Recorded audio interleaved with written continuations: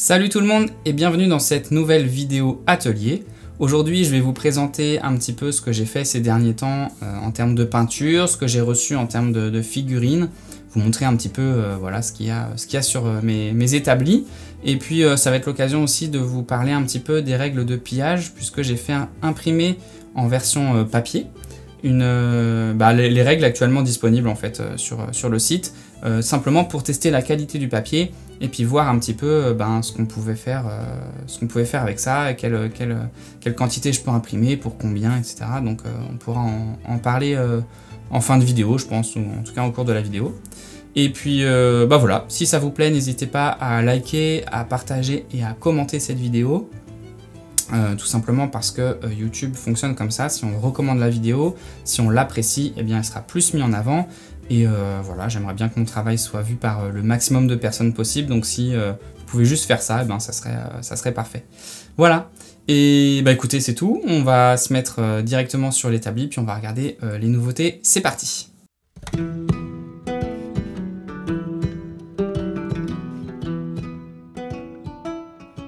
Alors du coup, en termes de nouveautés, alors vous avez dû, si vous suivez un petit peu les réseaux, vous avez dû voir passer l'image, puisque j'ai pris en photo mes Irlandais, mais j'ai enfin peint mes Irlandais à pied, mes troupes irlandaises.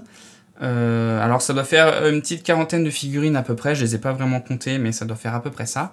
Et ce sont des figurines de la marque Wargames Atlantique. Alors pourquoi j'ai choisi cette boîte? Parce qu'elle était intéressante. Déjà c'est du plastique et j'aime bien le plastique parce qu'on peut facilement modifier. Et surtout parce que dans la boîte, il y avait des chiens de guerre. Il y avait des lévriers irlandais. Et ça, je vais vous les montrer dans un second temps. Mais vous allez voir que c'est quand même top d'avoir autant de lévriers irlandais. Sachant qu'il me semble qu'il y a des marques comme Footsore et Wargames Foundry, je crois, qui en fabriquent en métal. Mais ils sont assez chers. Et là, du coup, on en a tout un pack pour pas trop cher dans la boîte, donc en plastique. Donc c'est quand même pas mal. Donc voilà. Alors mes Irlandais, pour commencer, j'ai ce petit chef irlandais que j'ai mis là, ici, hop, tchoup, sur son petit promontoire rocheux là. Donc lui, c'est pas un Wargames Atlantique, il fait pas partie de la boîte, il est en métal, c'est un Footsore miniature. Donc je suis plutôt content. Après, c'est un chef qui est sans bouclier, donc c'est vrai que dans le pillage, il a malheureusement un petit désavantage par rapport à d'autres guerriers qui pourraient être en protection complète, mais quand même la figurine est assez classe, je trouve, sur ce rocher-là.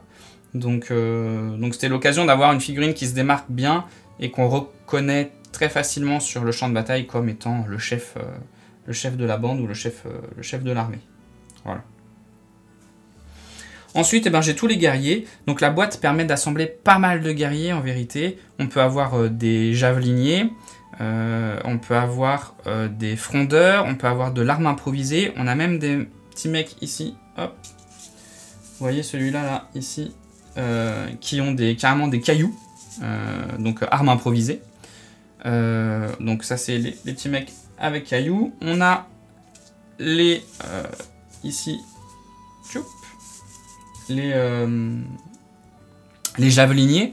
Donc les javeliniers, eux, lancent des javelots, évidemment. J'ai un peu modifié les règles de pillage actuellement, et du coup, les javeliniers peuvent lancer des javelots, peu importe si se sont déplacés ou pas, c'est-à-dire que ce sont des troupes qui sont vraiment faites pour le harcèlement. Elles vont pouvoir se déplacer comme elles veulent et lancer leurs javelots, quoi qu'il se passe. Elles pourront toujours tirer qu'une fois, lancer qu'un seul javelot, mais elles pourront faire autant de mouvements qu'elles veulent pour lancer ce javelot. Donc ça c'est plutôt intéressant en termes de jeu.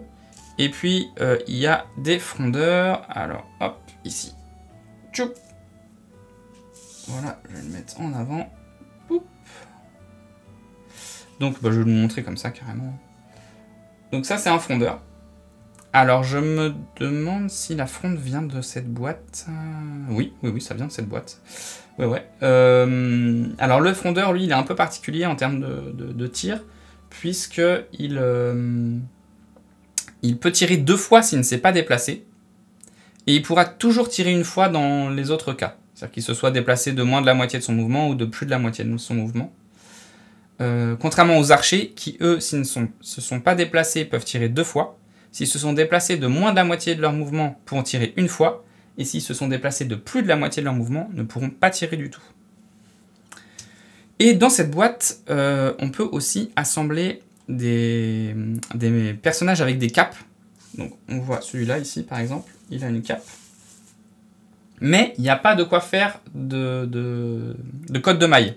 Ce qui est un peu logique parce que les Irlandais étaient vraiment que des troupes de harcèlement surtout. Et il n'y avait pas vraiment de troupes très lourdes. Mais c'est très probable qu'il y avait des nobles ou des personnes un peu plus aisées qui avaient des codes de maille. Hein. C'est très fort probable. Du coup, j'ai pris des figurines Victrix et puis je les ai customisées. En leur mettant une épée un peu typique irlandaise, un bouclier pareil, et puis la fameuse cape qui était fournie dans la boîte. Et ma foi, ça rend plutôt bien. Pour faire un chef aussi, c'est plutôt pas mal, ou en tout cas une troupe d'élite. Sachant que dans les nouvelles règles de pillage, les Irlandais coûtent... les codes de maille pour les Irlandais coûtent très cher. Donc une figurine comme ça vaut peut-être 3 figurines normales pour une autre armée, quoi. C'est très cher la cote de maille chez les Irlandais, justement pour favoriser l'achat de figurines légères pour représenter le fait que les Irlandais avaient surtout des troupes légères. Donc voilà, c'est plutôt des figurines qui sont assez cool. Malgré le fait qu'il y ait certaines poses qui soient un petit peu moyennes, surtout au niveau des bras. Alors les bras nus, par exemple, lui, hop. Est-ce qu'on le voit bien? Lui, voilà, les bras sont un peu particuliers, vous voyez. Au niveau du dos, ça se voit pas mal. J'ai dû pas mal bidouiller pour que les bras s'adaptent au mieux. C'était encore pire si je laissais la grappe comme elle était. Bon voilà, c'est un peu dommage, mais dans l'ensemble ça fonctionne bien sur le plateau de jeu de loin, je veux dire, ça reste des belles figurines. On est quand même sur de la belle sculpture de figurines, donc c'est pas trop choquant.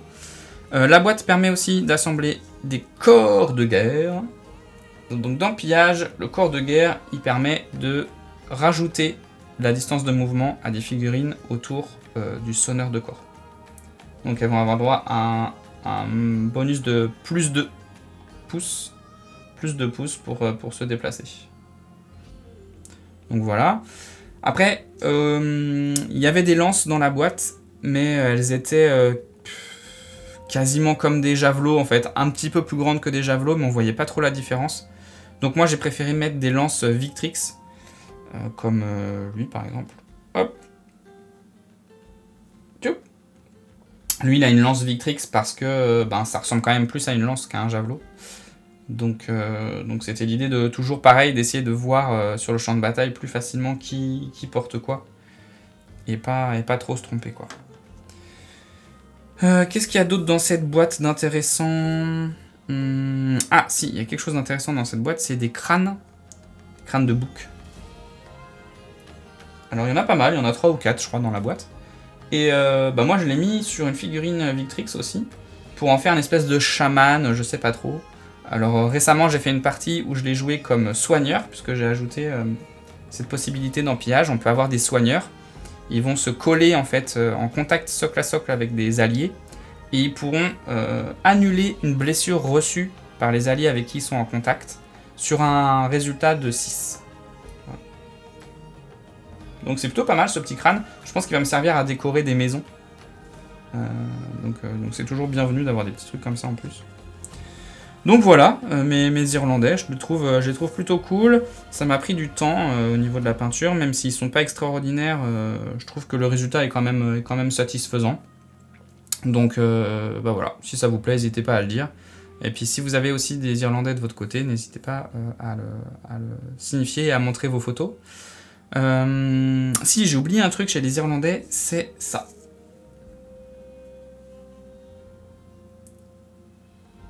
C'est le truc qu'il a dans la main, lui là. Alors ça ressemble à une espèce de sceptre en bois, une espèce de massue. Alors ça a un nom particulier. Je peux essayer de vous le retrouver, ce nom. Je vais le trouver.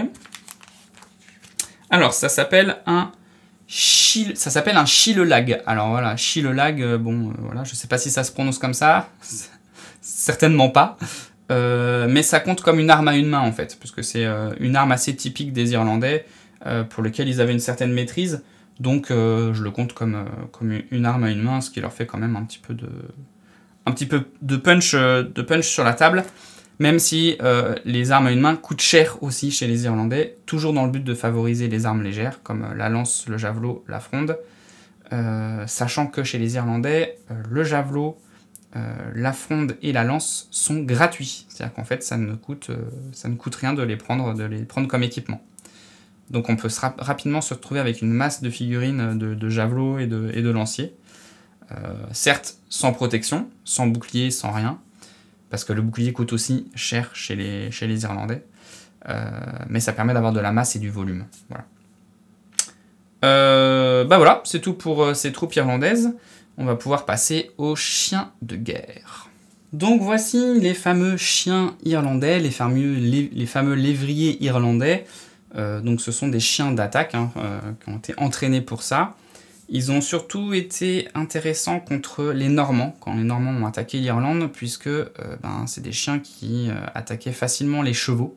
Et comme les Normands avaient beaucoup de cavalerie, ces chiens se sont révélés particulièrement efficaces contre la cavalerie. C'est le cas dans Pillage, c'est-à-dire que quand ils vont attaquer un cavalier, ils vont d'abord attaquer le cheval, ce qui va faire tomber le cavalier et lui donner un risque de se faire blesser, en plus de tuer très facilement le cheval. Voilà. Donc les fameux lévriers irlandais, donc il y en a 10 dans la boîte. Dans Pillage, un maître chien, comme on l'appelle, peut avoir 3 chiens, jusqu'à 3 chiens avec lui. Donc il y en a un en trop, ici. Sauf que les Irlandais ont un talent particulier que leur chef peut prendre, puisque dans Pillage, il y a un système de talents, c'est-à-dire que les chefs vont pouvoir prendre des talents particuliers, qui coûtent des points, donc ça vous enlève des figurines, mais en même temps vous avez un talent supplémentaire. Et ici, le talent, c'est de pouvoir avoir 4 chiens au lieu de 3 chiens. Voilà, c'est spécifique aux Irlandais, ils peuvent avoir ce bonus-là.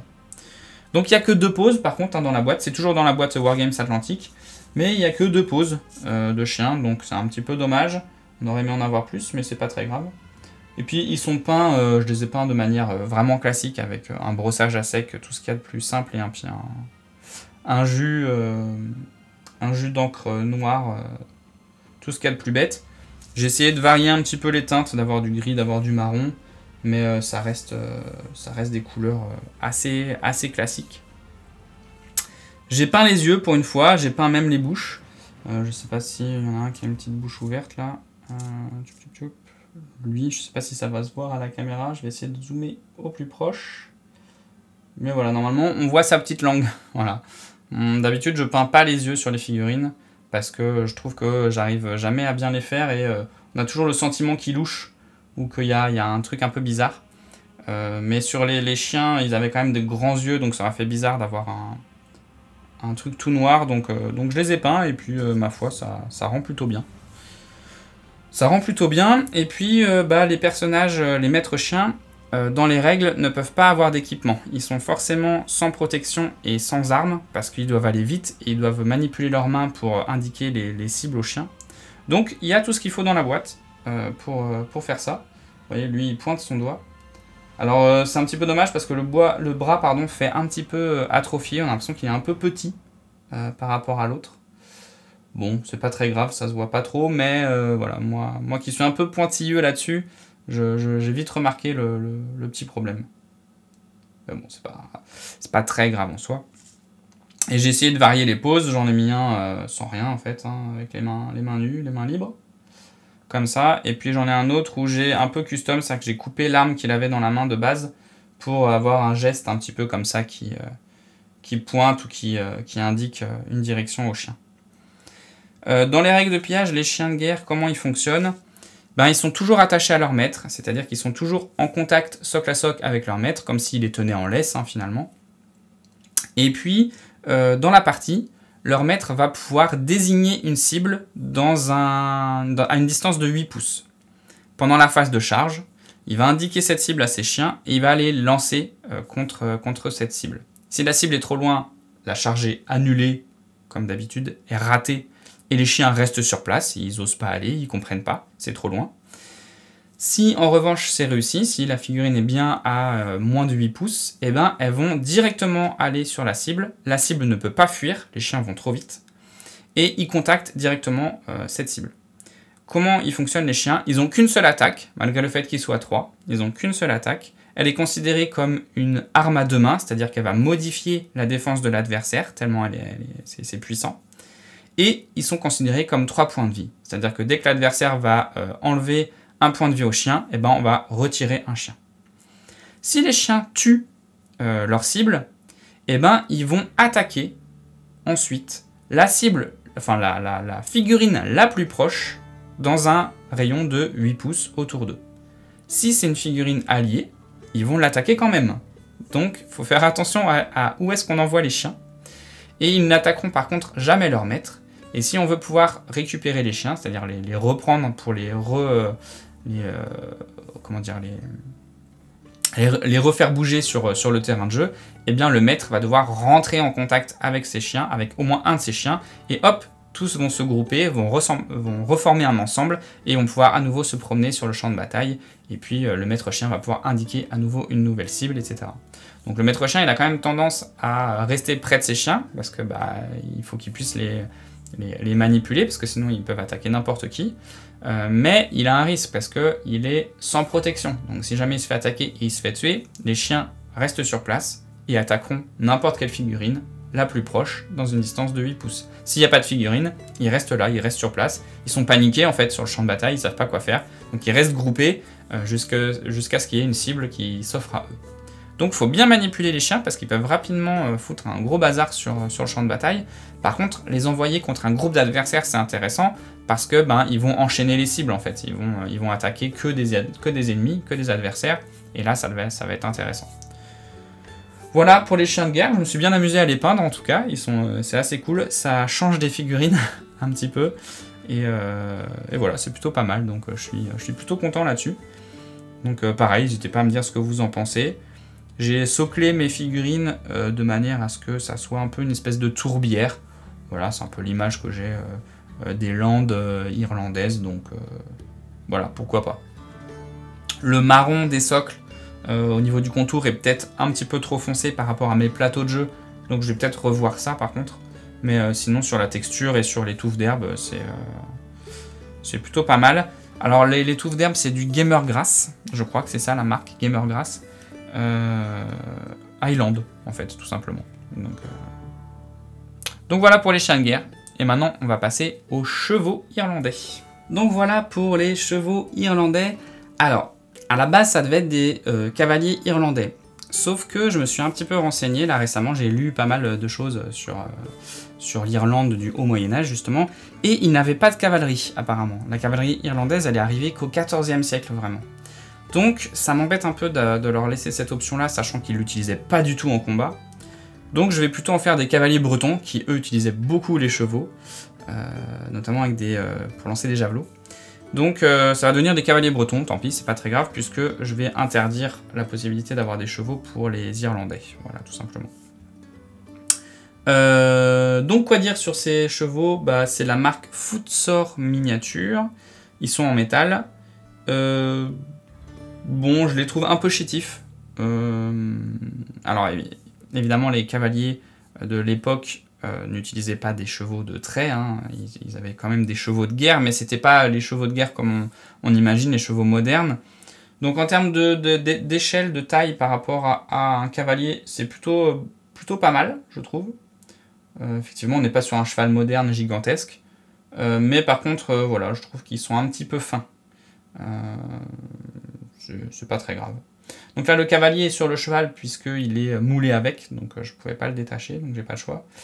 Et c'est la première fois que j'utilisais une encre grise de chez Games Workshop qui vient de sortir là, sur le blanc crème là, et ça passe pas mal du tout je trouve sur le cheval.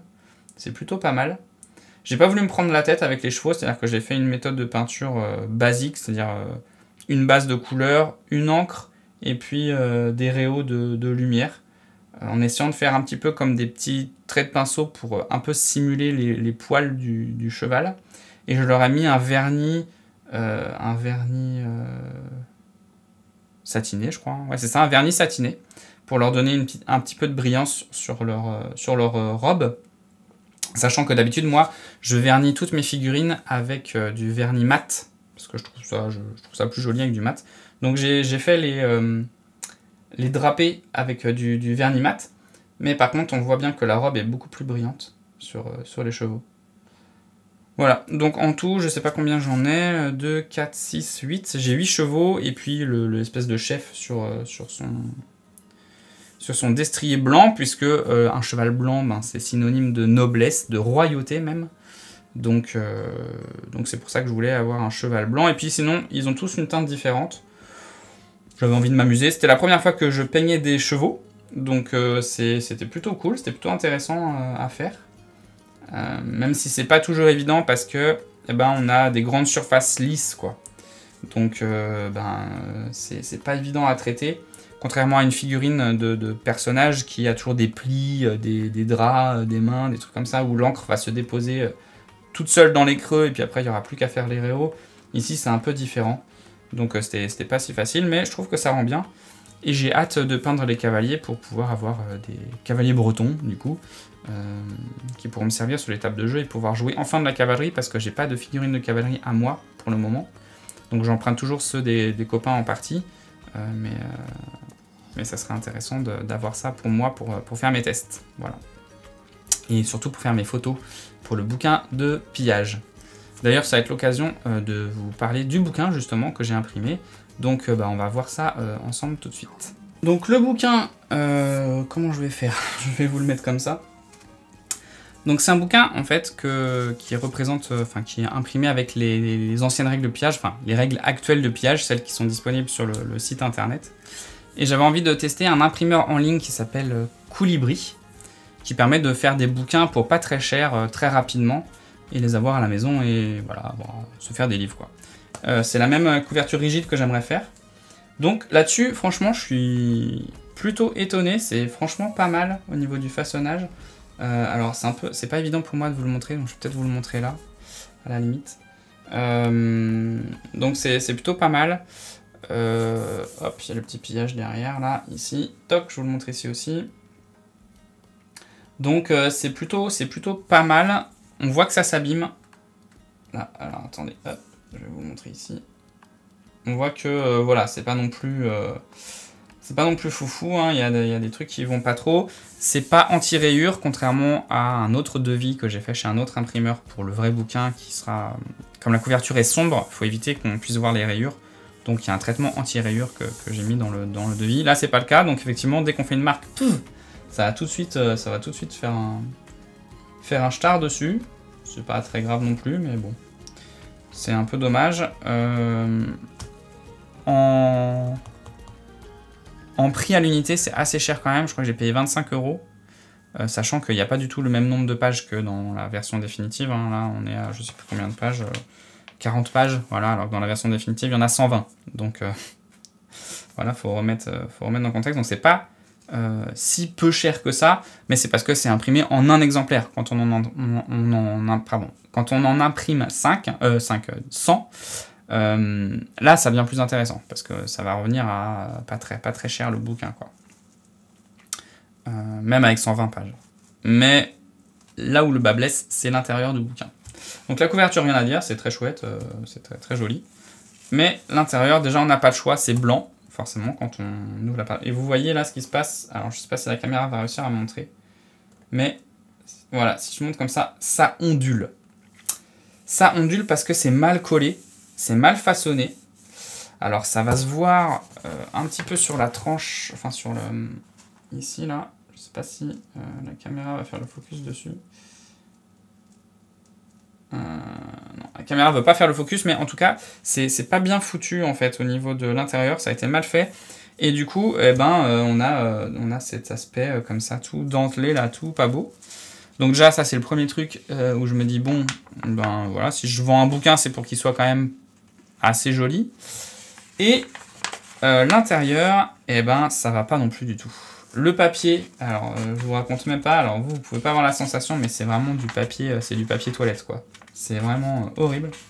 C'est très fin, ça se plie, ça se casse très facilement, ça se déchire très facilement. C'est vraiment du papier comme on achète en fait des ramettes de papier pour sa propre imprimante. C'est le même papier quoi. Légèrement brillant, Mais voilà, c'est pas plus solide que ça, donc vraiment là-dessus c'est horrible. Et au niveau de l'impression, alors je sais pas si la caméra va rendre ça, mais c'est flou. C'est-à-dire qu'en fait, il y a un décalage dans la quadrichromie, en fait, c'est-à-dire qu'il y a un décalage du vert et du rouge, ce qui fait qu'on a ce sentiment de flou un peu sur les textes et sur les images. Et ben voilà, c'est pas du tout professionnel. Même mon imprimante, moi, à la maison, ne fait pas ça, donc franchement, c'est vraiment pas fou. Pas fou du tout. Donc voilà, il y a un sentiment très mitigé quand on regarde les feuilles. C'est même les photos qui sont censées être en HD. Alors vous, peut-être qu'à la caméra, ça va rendre bien parce que bah, y a l'effet de la caméra. Hein. Mais à l'œil nu, comme ça, on voit qu'il y a un espèce de filtre flou, de ce décalage du rouge et du vert, justement. Voilà, c'est vraiment... je recommande pas du tout. Peut-être qu'il y a des options supplémentaires pour améliorer cette qualité, mais je crois pas, j'en ai pas vu en tout cas. J'ai mis tout ce que je pouvais comme option, c'est-à-dire couleur, full couleur, couverture rigide. J'ai pris le papier avec le plus haut grammage, donc 90 grammes. Donc forcément, avec 90 grammes, ben, on n'a pas grand-chose. Si je voulais du grammage au-dessus, c'est-à-dire de la qualité plus photo à 130 grammes ou 150 grammes, je sais plus, là on passe sur un livre photo, et là on est sur des budgets à 70 boules le bouquin, quoi. Le même bouquin, il passe à 70 €, donc là c'est juste pas possible. Donc voilà, je suis un peu déçu, je m'y attendais quelque part, mais voilà, ça sera pas chez les imprimeurs en ligne que j'irai me fournir, parce que c'est vraiment pas de la bonne qualité. Cela dit, c'est imprimé en France. Bon, comme c'est un imprimeur en ligne, on pourrait s'attendre à ce que ça soit imprimé en Allemagne ou je sais pas où.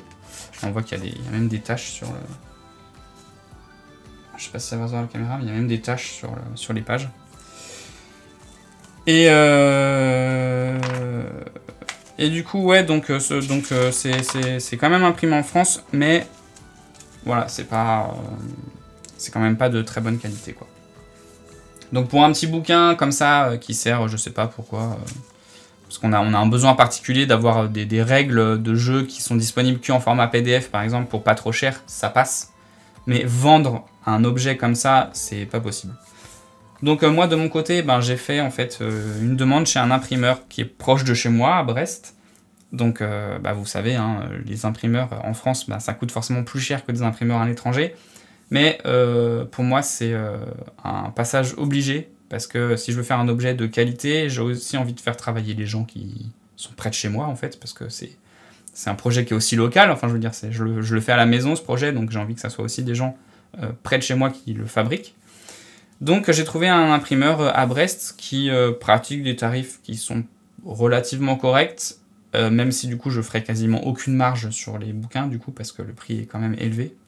Mais ça reste correct, avec une couverture la même, c'est rigide comme ça, avec un pelliculage mat et avec un traitement anti-rayures. Donc déjà ça c'est pas mal. Et l'intérieur en 150 grammes, donc qualité papier photo, brillant pour les photos et tout, donc rien à voir. Avec en plus 120 pages, donc, et puis cette page de garde ici teintée, donc pas blanche. Et évidemment, l'imprimeur en ligne aussi se rajoute sa petite griffe à la fin, parce que sinon c'est pas drôle. Donc on a le droit à ça. Voilà donc ce que j'aimerais aussi éviter dans le bouquin définitif. Donc voilà, mauvaise expérience, mais c'est pas très grave. Ça permet d'avoir un objet pillage à la maison, un petit peu collector puisqu'il sera en un seul exemplaire. Mais ça m'a permis de me rendre compte que, effectivement, même si on nous vendait des trucs pas chers, eh ben, c'était pas de bonne qualité. Voilà, mais en tout cas, j'avance sur mes recherches d'imprimeur, en même temps que j'avance sur la mise en page des règles et tout ça. Pour vous parler un petit peu des testeurs, du coup, il y a une trentaine de testeurs actuellement sur le projet. Tous n'ont pas commencé à travailler sur les règles de jeu, mais une bonne partie fait déjà du gros boulot. Je suis assez impressionné, c'est assez ouf ce qu'ils me proposent comme amélioration et tout ça. Enfin vraiment c'est génial, ça va apporter un vrai plus à la règle. Donc je les remercie, s'ils regardent cette vidéo, je vous remercie immensément, même si on discute sur Discord pour ceux qui sont sur Discord, parce que j'ai écrit un Discord. pour discuter avec eux justement. Donc un grand merci à vous, parce que vraiment c'est un gros taf que vous faites, et moi ça m'aide énormément, donc merci. Donc j'avance quand même hein, sur les règles de jeu. Le but c'est toujours de sortir début d'année prochaine le financement participatif. C'est chaud parce que c'est quand même du gros boulot, et que j'ai pas que ça à faire malheureusement. Mais j'ai bon espoir quand même. Voilà pour ça, et puis on a assez parlé de pillage, donc maintenant je vais vous présenter, même si ça va quand même avoir un lien, je vais vous présenter un Kickstarter que j'ai reçu il y a un petit bout de temps maintenant quand même, qui était à 100 €, je crois. J'ai mis 100 € dans ce Kickstarter, et j'ai reçu une quantité de figurines et de décors juste hallucinante. Je pensais pas qu'il y aurait autant, je m'étais pas trop renseigné, j'avais juste regardé un peu en gros. Et vous allez voir, c'est un truc de dingue. Donc, je pense qu'il y a déjà des youtubeurs qui ont dû en parler sur la plateforme, mais vous allez voir que c'est un truc de fou. Si j'avais su, je vous en aurais parlé avant, parce que c'est vraiment trop bien. Donc, c'est parti, je vous présente ça. Donc voilà, alors ce Kickstarter, c'est un Kickstarter qui s'appelle Dungeon and Laser. Alors celui-là, c'est, je sais plus comment ça s'appelle, c'est Wood Haven. Et c'est juste hallucinant tout ce que j'ai reçu, quoi. J'ai reçu une quantité de décors absolument fantastiques. Alors, bien sûr, on est sur du décor fantastique, hein, on est sur de la fantasy, mais il y a des choses quand même qui peuvent être utilisées. Typiquement, une brouette, voilà, comme ça, qui contient des pommes de terre. C'est même pas des pommes de terre d'ailleurs, parce que du coup les pommes de terre n'existaient pas au Moyen-Âge, mais n'importe quoi, ça peut être des pommes par exemple. Et bien ça fonctionne, quoi, ça reste une brouette. L'atelier du forgeron, pourquoi pas aussi, même si le fer à cheval, non, on pourrait l'enlever. Il y a des petites tables comme ça, hop, ici. Enfin bref, une quantité phénoménale, il y a des puits, des trucs... Enfin vraiment hallucinant, quoi, ce Kickstarter. Et tout ça pour ouais, 100 balles, je crois, un truc comme ça. Ouais, il y a des charrettes comme ça, avec de la Boostify dedans et tout. Enfin, c'est un truc de dingue. Là, ici, une espèce de baliste. Hop. Donc plein de décors qui vont pouvoir me servir. Et il y avait aussi beaucoup de figurines. Et moi, ça m'intéressait, les figurines, parce qu'ils proposaient beaucoup de civils. Et moi, j'aime bien les civils parce que ça sert à faire des petites scènes, ça sert à faire des décors. Et puis, ça sert surtout à pillage, à avoir des gens qu'on peut kidnapper, qu'on peut capturer. Et c'est toujours cool d'avoir comme ça des petites figurines. Et là j'ai reçu, pareil, une quantité monstrueuse. Alors, ça se présentait sous forme de boîte, comme ça. Et regardez. Alors ça, c'est une boîte, hein, une boîte sur, je sais pas combien j'en ai reçu, 4 ou 5. Voilà, donc le starter set. Et voilà, dedans, il y a tout ça. Alors, on nous promet des figurines en 28 mm. Et c'est là où ça va devenir intéressant. Parce que on est plutôt sur du 25. Un deuxième pack, plus fantastique celui-là, avec des monstres et tout. Enfin voilà, juste hallucinant, quoi. La quantité de figurines. Et on peut s'attendre à se dire que, bon, sur cette quantité-là, forcément, le plastique va peut-être pas être incroyable. Et en fait, si, c'est du bon plastique bien rigide et tout. Alors, ça doit être cassant, mais c'est quand même de super qualité, quoi. Et avec les figurines, on a les socles. Et les socles, ils sont juste incroyables. Ils sont travaillés. Regardez celui-là, là, pour le voleur, par exemple. Il y a un petit cadenas décroché avec vous savez, les petits instruments pour débloquer des cadenas.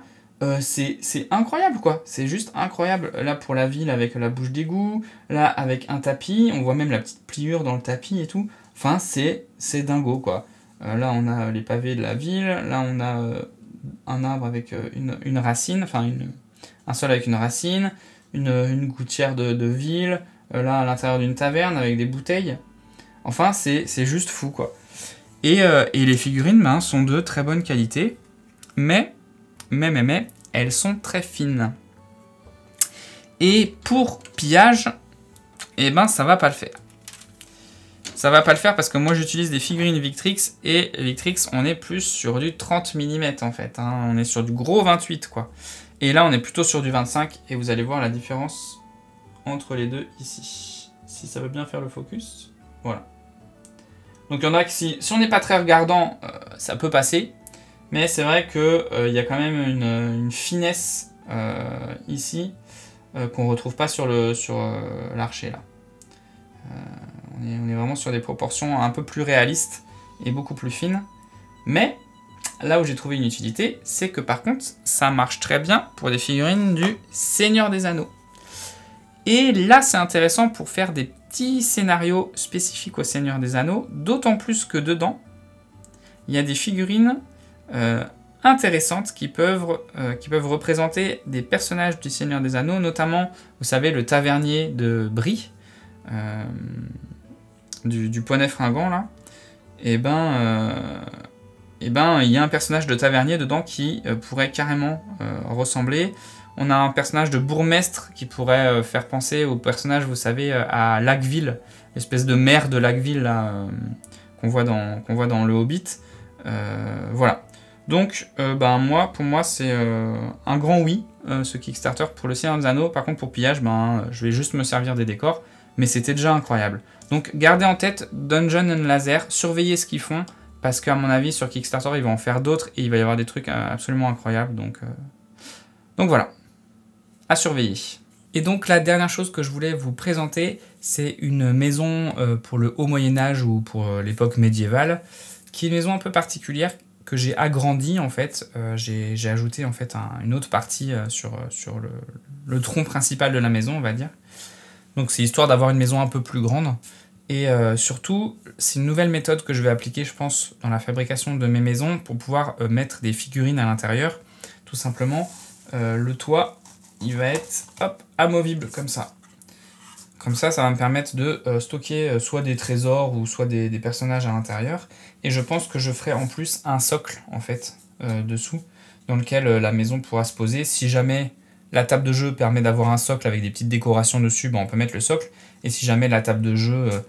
comme ici, peut fonctionner très bien sans socle, et je peux poser ça devant une petite touffe d'herbe par exemple ici, ou ici, là, hop, tac, comme ça, sans que ça pose problème, quoi. Voilà, sans que le socle ne gêne en fait. Donc voilà, ça c'est la nouvelle méthode pour la fabrication de mes maisons, et je vais voir si j'ai le temps pour réadapter les maisons que j'ai déjà à cette méthode, c'est-à-dire en ayant un toit amovible et un socle amovible aussi, pour avoir trois parties, quoi. En plus, pour les stockages, ça sera peut-être plus facile aussi. Donc voilà, c'était cette petite maison. Donc il me reste encore à faire la peinture du crépi, là. Et puis la partie du socle, et ça sera bon. Voilà. C'est la même méthode que d'habitude, hein, c'est du carton de calendrier. Et puis ici, c'est de la touillette à café. Voilà. Ou alors là, c'est peut-être du balsa. Ouais, là, c'est du balsa. Bon, c'est pareil. On a rendu le même. Il faut que je finisse de peindre la toiture. Là, j'ai peint qu'une partie, mais j'ai pas fait le brossage sur cette partie-là. Et voilà. Donc, c'est tout pour moi. En tout cas, je vous ai présenté un petit peu ce que j'ai fait ces derniers temps. Alors, c'est pas énorme, hein, mais c'est déjà pas mal. J'ai quelques décors sur le feu dont je vous parlerai sûrement dans une prochaine vidéo une fois que je les aurai terminés. Ça concerne des rochers, une colline, un enclos à cochons, bref, des petits décors comme ça. Et puis, je vais essayer de finir de peindre mes cavaliers irlandais devenus des cavaliers bretons. Et aussi, surtout, il va falloir que je me mette à peindre des archers, parce que des archers, j'en ai pas beaucoup, j'en ai que 4 en fait. Et c'est du Wargames Foundry, ils sont pas très beaux. Donc j'ai reçu ceux de Victrix, donc il y a des archers et des lanceurs de fronde, enfin des lanceurs de fronde. Et du coup donc il faut que je les sous-couche, et ça va être le gros truc à peindre. J'en ai une vingtaine à peindre. Comme ça j'aurai au moins du stock pour toutes les armées, parce qu'en fait ça s'adapte, c'est vraiment des personnages génériques, hein. Ils sont en habits, en tenue plutôt traditionnels pour cette époque. Et puis du coup on leur met soit un arc, soit une fronde. Et comme ça peut faire toutes les armées, et franchement c'est pas mal pratique, donc voilà. Écoutez, j'espère que la vidéo vous a plu, et puis on se retrouve pour une prochaine assez rapidement. Je vous donnerai des news de pillage aussi, je pense assez vite. Et puis j'essaierai de faire un tuto ou deux sur des décors d'ici là. Voilà, allez, prenez soin de vous. Ciao!